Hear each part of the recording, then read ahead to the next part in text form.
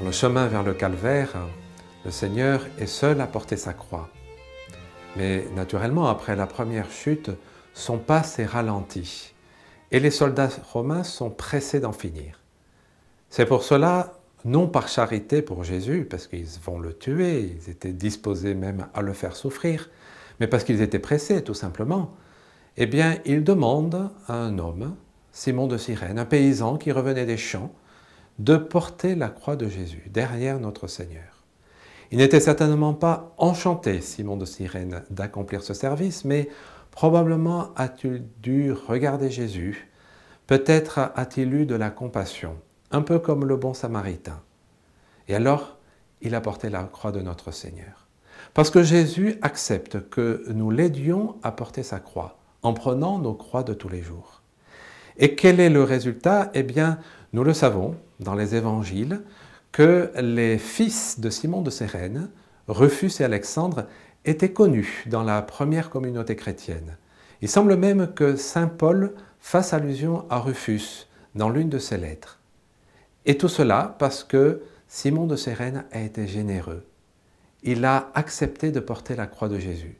Si nous aussi nous faisons de même, si nous acceptons de porter notre croix, eh bien nous allons recevoir une récompense de grâce pour nous et également pour notre famille, comme cela a été le cas pour Simon de Cyrène.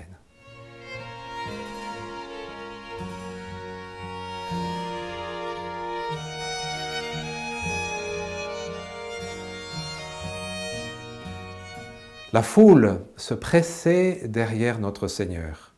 Et dans cette foule se trouvait une femme.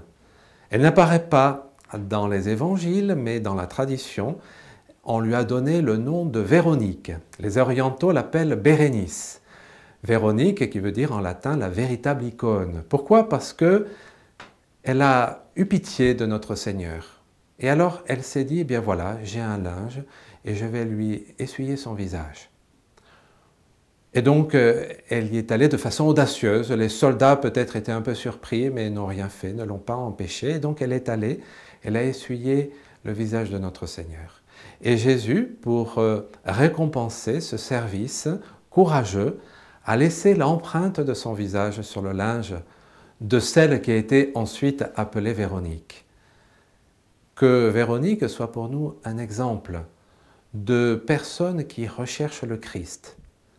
Il y a un verset d'un psaume qui dit « Je chercherai ton visage, Seigneur ». Eh bien, que ce soit également notre désir en ce temps de carême, de rechercher le visage du Christ dans la lecture de la parole de Dieu, des saints évangiles en particulier, et de contempler dans notre prière personnelle la sainte humanité de notre Seigneur qui a tellement souffert pour nous.